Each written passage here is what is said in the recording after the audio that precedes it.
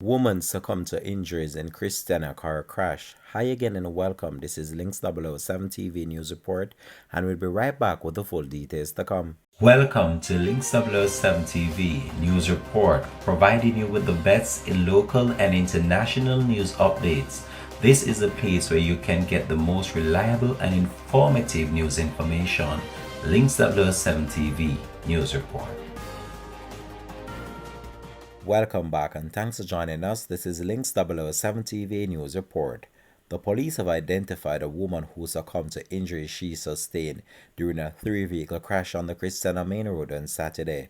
Police named her as Karen Taylor, aged 37 years old, a resident and bar operator from the parish. According to police reports, at around 8:30 a.m., Taylor was driving a Suzuki Baleno motor car northbound towards Christiana when a Toyota Mark X traveling at excessive speed collided with her vehicle. The police further reported that the Mark X spun out of control and collided with a Honda CR-V, which was traveling behind the Suzuki. Taylor was pinned in the Suzuki and had to be removed from the vehicle by firefighters.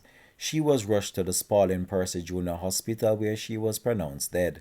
4 men who were traveling in the Mark X motor car and another woman who were driving the Honda CR-V received minor injuries. The police have since commenced an investigation. Since then, a number of people have took to social media just in order to express condolences to the family of Miss Taylor. Links 007 TV will have more details to come on this in a subsequent newscast. This has been Links 007 TV News Report. Thanks for watching.